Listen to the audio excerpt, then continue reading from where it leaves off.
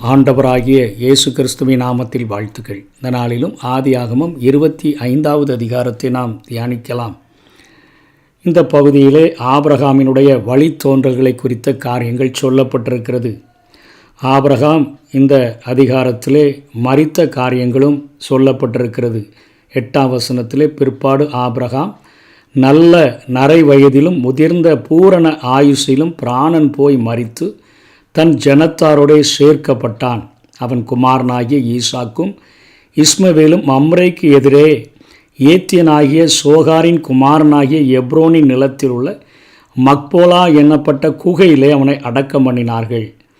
இந்த நிலத்தை ஆபிரகாம் தான் வாங்கியிருந்தான். அவனுடைய மனைவியை அங்கேதான் அவன் அடக்கம் பண்ணியிருந்தான். அதே இடத்துல இப்பொழுது அவனுடைய மகனாகிய ஈசாக்கும் இஸ்மவேலும் அவனை அங்கே அடக்கம் பண்ணுகிறதை குறித்து இங்கே எழுதியிருக்கிறதை பார்க்கிறோம். ஆபிரகாமனுடைய வரலாற்றை இத்தனை அதிகாரத்தில் படித்தோமே, அவனுடைய வரலாற்றில் முக்கிய நிகழ்வுகளை கொஞ்சம் நினைவுபடுத்திட்டு இந்த செய்திக்குள்ளாக நம்ம போகலாம். ஆபிரகாமினுடைய அழைப்பு ஆதியாகமம் 12வது அதிகாரம் 1-3 வரையிலும் பார்க்கிறோம்.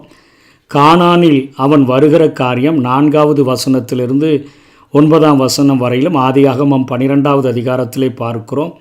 அவன் தன்னுடைய அழைப்பை பெற்று வந்த பின்பு எகிப்துக்கு வழிவிலகி போகிற காரியம் 12வது அதிகாரம் 10ஆம் வசனத்திலிருந்து 20வது வசனம் வரையிலும் காணப்படுகிறது.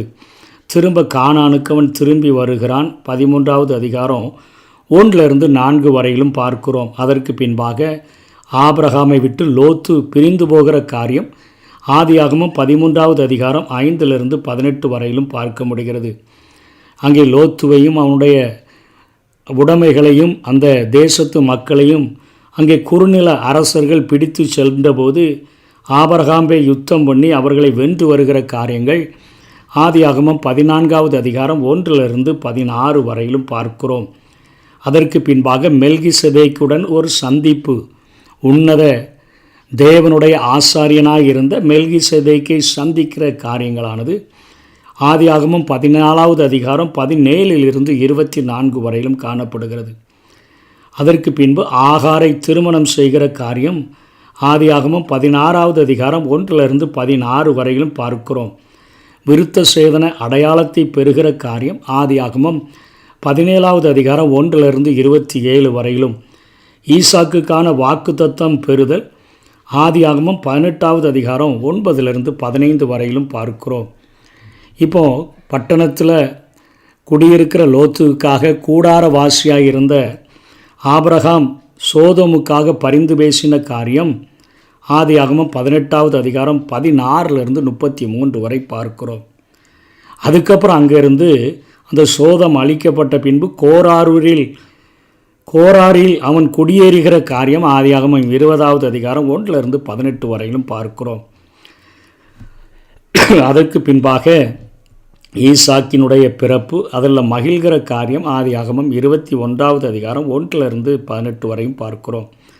இப்போது ஒரு பெரிய விருந்து பண்ணும் பொழுது அங்கே இஸ்மவேல் ஈசாக்கை அவன் எள்ளி நகையாடுகிற காரியத்தை பார்த்து அங்கே சாராள் சொன்னது நிமித்தம் இஸ்மவேலையும் ஆகாரையும் வெளியேற்றுகிற காரியம் ஆதியாகமம் 21:9-21 வரையிலும் பார்க்கிறோம். பெயர் சபாவில் அபிமலேக்குடன் உடன்படிக்கை செய்கிற காரியம் ஆதியாகமம் 21:22-34 வரையிலும் பார்க்கிறோம். அதனைத் தொடர்ந்து ஈசாக்கை பலியிடச் செல்லுதல் 22வது அதிகாரம் 1-24 வரை பார்க்கிறோம். 23வது அதிகாரத்தில் சாராளினுடைய மரணமும் மக்பேலாவை அவன் வாங்கின அந்த நில பதிவையும் நாம் ஆதியாகமம் 23:1-20 வரையிலும் பார்க்கிறோம். 24வது அதிகாரத்தில் ஈசாக்குக்கு பெண் பார்க்க தன்னுடைய முதிர்ந்த ஊழியனை அனுப்புகிறதை நாம் பார்க்கிறோம்.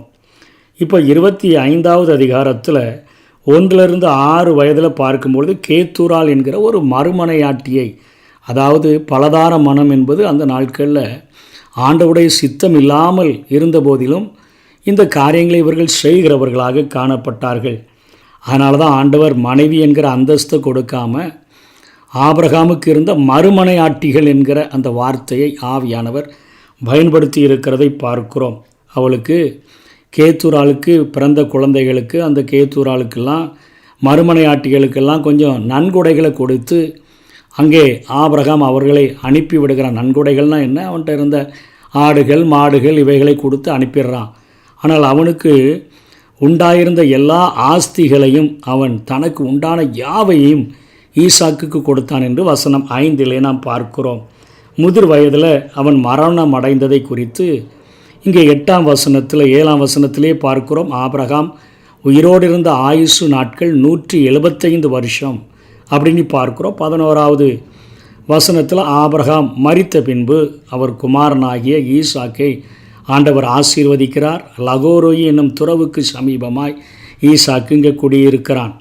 இப்போது சாராளுடைய அடிமை பெண்ணாகிய எகிப்து தேசத்தாலாகிய ஆகார் ஆபிரகாமுக்கு பெற்ற குமாரனாகிய இஸ்மவேலின் வம்ச வரலாறுன்னு பார்க்கிறோம்.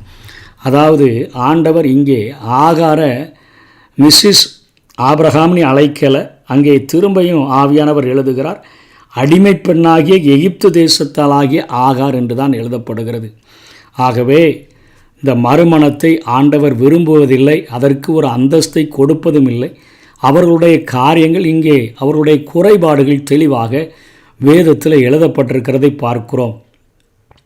இங்கே ஆபிரகாமுக்கு இஸ்மவேலிலும் ஒரு 12 பிரபுக்கள் தோன்றுவார்கள் என்கிற அந்த வாக்கு தத்தத்தை ஆண்டவர் இஸ்மவேலினுடைய வாழ்விலே நிறைவேற்றுகிறார். அதாவது ஆதியாகமம் 17ஆவது அதிகாரம் 20ஆவது வசனத்தில் அவனுக்கும் இஸ்மவேலையும் நான் ஒரு பெரிய ஜாதியாக்குவேன், அவனுக்கும் ஒரு 12 பிரபுக்கள் அவனுடைய சந்ததியில் தோன்றுவார்கள் என்கிற காரியத்தை தான் இங்கே முதல் 6 வசனங்களிலே நம்ம பார்க்கிறோம். அதற்கு பின்பாக 19ஆவது வசனத்திலிருந்து 34ஆவது வசனம் வரையிலும் ஈசாக்கினுடைய குடும்பத்தை குறித்து இந்த அதிகாரத்தில் எழுதியிருக்கிறதை பார்க்கிறோம்.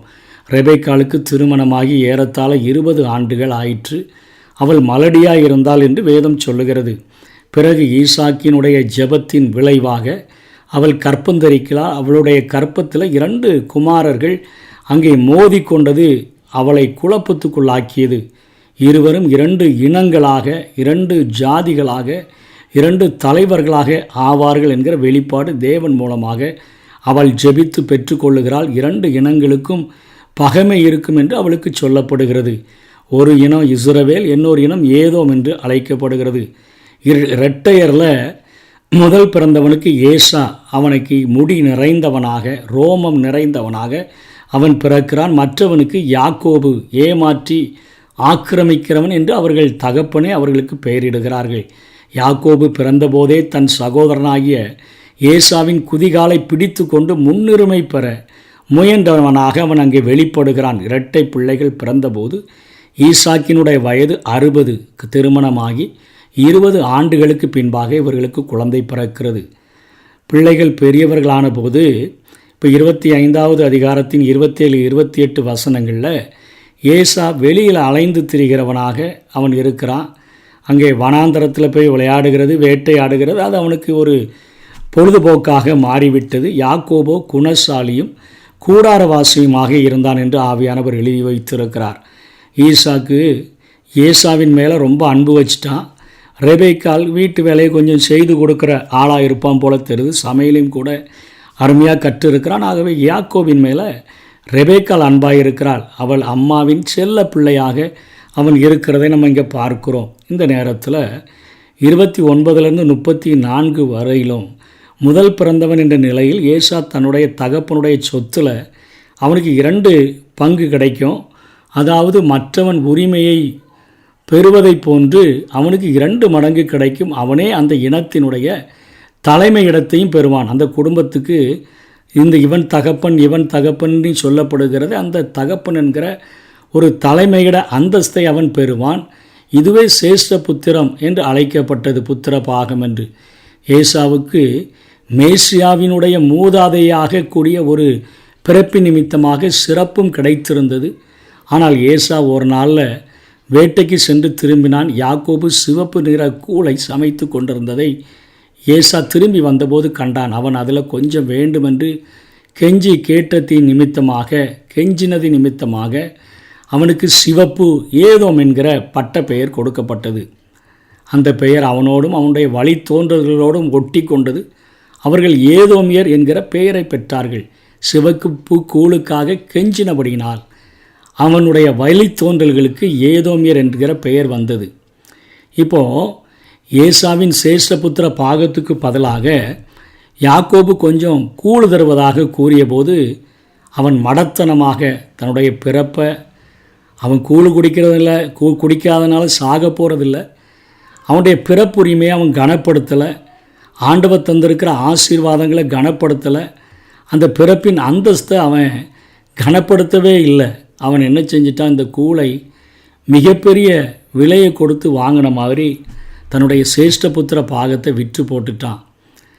29 34 வசனங்களில் யாக்கோபின் தந்திரமான திட்டத்தை தேவன் மன்னித்து பொறுத்து கொள்ளலாம். ஆனால் ஒன்று மிக தெளிவாக தெரியுது, யாக்கோபு சேஷ்டபுத்திர பாகத்தையும் தெய்வீக குடி வழியையும் அவன் அங்கே மதித்தான். ஆனால் ஏசாவோ ஆவிக்குரிய நன்மைகளை காட்டிலும் சரீர நாட்டங்களுக்கு அதிகமாக முன்னுரிமை கொடுத்துட்டான். யாக்கோபு தன்னுடைய சகோதரனிடம் எவ்வாறு நடந்து கொண்டான் என்பதை காட்டிலும் ஏசா தன்னுடைய சேஷ்டபுத்திர பாகத்தை எவ்வாறு அலட்சியம் பண்ணினான் என்பதைத்தான் நாம் அதிகமாக இதை பார்க்க முடிகிறது. ஏசாவின் சந்ததியார் இஸ்ரவேலரோடு கடும் பகைஞர்களாக இருந்தார்கள். அவருடைய இறுதி அழிவு ஒபதியாவில் அது அறிவிக்கப்பட்டிருக்கிறதை நாம் ஒபதியாவை படிக்கும்பொழுது நாம் கற்றுக்கொள்ள முடியும். இங்கே பிறப்புரிமையும் அலட்சியமும் என்கிற காரியத்தை கொஞ்சம் ஆழமாக நம்ம பார்த்தோம் என்று சொன்னால் 29 34 வரையிலும் முற்காலத்தில் முதல் பிள்ளையாக பிறப்பவர்களுக்கு சில பிறப்புரிமைகள் அங்கே கொடுக்கப்பட்டிருந்தது. அவர்களுக்கு 2 மடங்கு சொத்துரிமை கிடைக்கும். உபாகமம் 21:17 படி. அத்துடன் தந்தையின் இறப்புக்கு முன் சிறப்பு ஆசீர்வாதங்களும் அவர்களுக்கு கொடுக்கப்படும். அதனால தான் ஏசாவினிடத்தில் ஏசாவு அங்கே வேட்டையாடி வருகிறதற்கு முன்பாக யாக்கோபு தந்திரமாய் அந்த ஆசீர்வாதங்களை பெறுகிறதற்கு ஏசாவை போல நல்ல வேடமிட்டு சென்றதையெல்லாம் நம்ம கற்கப் போகிறோம். பின்பு இவர்களே அந்த குடும்பத்தின் தலைவர்களாக இவர்கள் விளங்குவார்கள். இவர்கள் பெயர்தான் அந்த குடும்பத்தின் மேல் தங்கும். குடும்ப ஆசாரிய ஊழியத்தையும் இவர்கள் தான் செய்ய வேண்டும். ஈசாக்கின் முதல் மகனாக பிறந்திருப்பது மிகவும் ஆசீர்வாதமான ஒரு காரியம். மேசியாவின் முன்னோரில் ஒருவராக விளங்குகிற பாக்கியம் பிறப்பினால ஏசாவுக்கு இங்கே கிடைத்தது. ஆனால் பரிதாபம், அவன் அதை அலட்சியத்தினால கெடுத்து போட்டான். ஒரு அற்ப கூழுக்காக அலட்சியமுடன் ஆணையிட்டு அந்த சொத்துரிமையை விற்று போட்டான் என்று பார்க்கிறோம். பின்பு கதறுதலோடு கூட தேடியும் அடைய முடியலன்னு சொல்லி இவன் சீர்கட்டவர்களுக்கு எச்சரிக்கையாக புதிய ஏற்பாடு இவனை குறித்து எழுதுகிறது. எபிரேயர் 12:16 நாம் இதை பார்க்க முடிகிறது. அவன் கதறுதலோடு கூட தேடியும் அதை திரும்ப அவனால் இழந்து போன அந்த ஆசீர்வாதத்தை, அந்த ஸ்தானத்தை அவனால் பெற்றுக்கொள்ள முடியலை. இன்றைக்கும் கிறிஸ்துவுக்குள்ள புது பிறப்பு என்கிறது நமக்கு மிகப்பெரிய ஒரு பாக்கியம். கிறிஸ்துவுக்குள்ளே நான் பிறந்துட்டேங்க, மறுபடி பிறந்துட்டேங்க, நான் ரட்சிக்கப்பட்டேங்க, பாவத்துக்கு மரித்து நான் பரிசுத்தமாக வாழ்கிறதற்கு என்னை ஒப்பு கொடுத்துட்டேங்கன்னு சொல்லி இன்றைக்கி ஆண்டவருக்குள்ளே மார்பு தட்டுகிற நம்ம, ஒரு புது சிருஷ்டியாய் மாற்றப்பட்டிருக்கிற நம்ம ஒரு பெரிய பாக்கியம் செஞ்சவங்க. கிருபையின் அளவற்ற ஈவை நம்ம பெற்றிருக்கிறோம். அதன் தகுதியை உணர்ந்து நம்ம ஒவ்வொரு நாளும் வாழணும், பரிசுத்தமாய் வாழணும். நான் பரிசுத்தராய் இருக்கிறது போல நீங்கள் எல்லாரும் பரிசுத்தராய் இருங்கள் என்று வேதம் சொல்லுகிறது. ஆகவே என் பிதாவின் சித்தத்தின்படி செய்கிறவனே பரலோக ராஜ்யத்தில் பிரவேசிப்பானே அல்லாமல் என்னை நோக்கி கர்த்தாவே கர்த்தாவே என்று கெஞ்சுகிறவன் அதில் பிரவேசிப்பதில்லை. ஆகவே அழைப்பின் மேன்மையை உணர்ந்து, நம்முடைய புது சிருஷ்டிப்பின் தன்மையை உணர்ந்து, தகுதியை உணர்ந்து, எவ்வளவு கேடுகட்ட என்னையும் எல்லா பாவங்களையும் கழுவி சுத்திகரித்து என்னை மறுபடி பிறக்கச் செய்திருக்கிறாரே, இந்த பிறப்பு எத்தனை பாக்கியம். அதைத்தான் சங்கீதம் 32 சொல்ல, எவனுடைய மீறுதல் மன்னிக்கப்பட்டதோ, எவனுடைய பாவம் மூடப்பட்டதோ அவன் பாக்கியவான். எவனுடைய அக்கிரமத்தை கர்த்தர் எண்ணாதிருக்கிறாரோ, எவனுடைய ஆவியில் கபடமில்லாது இருக்கிறதோ அவன் பாக்கியவான் என்று சொல்லுகிறார். ஆகவே அப்படிப்பட்ட புது சிருஷ்டிப்பாக மாற்றப்பட்டிருக்கிற நம்ம அந்த தகுதியை உணர்ந்து அலட்சியமாக வாழாமல் இருக்க வேண்டியது நம்முடைய கடமை. பரிசுத்தமாக வாழணும். அதாவது நம்மை பரிசுத்தம் செய்த இரத்தத்தை அசுத்தம் என்று எண்ணி கிருபையின் ஆவியை நிந்திக்கிறவன் எவ்வளவு கொடிதான ஆக்கினைக்கு பாத்திரவானாக இருக்கிறான். நம்ம மேலே அடிக்கடி பெய்கிற மழையை குடிச்சிட்டு பகிரிடுகிறவனுக்கு ஏற்ற பகிர தராமல் போனோன்னா நமக்கு நிச்சயமாக ஒரு அழிவு நிச்சயம். அதை இங்கே ஏசாவின் வாழ்விலிருந்து நாம் கற்றுக்கொள்கிறோம். இப்பொழுது அலட்சியம் பண்ணிட்டோன்னு சொன்னால், கிருபையை நிந்திச்சிட்டோன்னு சொன்னால், நம்மை பரிசுத்தம் செய்கிற இரத்தத்தை அசுத்தம் என்று எண்ணி நம்ம நிந்தித்து வாழ்ந்து விட்டோம் என்று சொன்னால், நாம் எப்பொழுதுமே அதனால் கிடைக்கக்கூடிய பலனை நம்ம அனுபவிக்க முடியாமல் போயிடும். புது சிருஷ்டிக்காக வைத்திருக்கிற ஆவிக்குரிய சகல ஆசீர்வாதங்களையும் நாம் இழந்து போனவர்களாக மாறிவிட முடியும். ஆகவே நம்முடைய வாழ்க்கையில் புது சிருஷ்டிப்பினால் கொடுக்கப்பட்ட ஆசீர்வாதங்கள் நித்திய காலம் முழுவதும் நம்மோடு கூட தொடரக்கூடியதாக இருக்கிறது. அலட்சியம் பண்ணிட்டோன்னு சொன்னால், ஏசா கதறி அழுத போதிலும் கூட அவன் மனமாறுதலை காணாமல் போனது போல நம்முடைய வாழ்க்கையும் மாறிவிடும். ஆகவே ரட்சிப்பையும் அதனால் கிடைக்கிற பிறப்புரிமையின் ஆசீர்வாதங்களையும் உன்னதத்திற்குரிய சகல ஆசீர்வாதங்களினால் நம்மை ஆசீர்வதித்திருக்கிறதையும் நினைத்து ஒவ்வொரு நாளும் ஆண்டவருக்கு நன்றி செலுத்தி, ஆண்டவரே எனக்கு இவ்வளோ பெரிய பாக்கியத்தை நீர் தந்திருக்கிறீரே, என்னுடைய வாழ்நாள் முழுவதிலும் என் எல்லைகள் எங்கிலும் பரிசுத்தோன்னு எழுதிருங்க, உமக்காக வாழ்வேன் என்று தீர்மானித்து வாழ முடியும். அப்படிப்பட்ட கிருபைகளை தேவன் நமக்கு தந்தருள்வாராக. ஆமென்.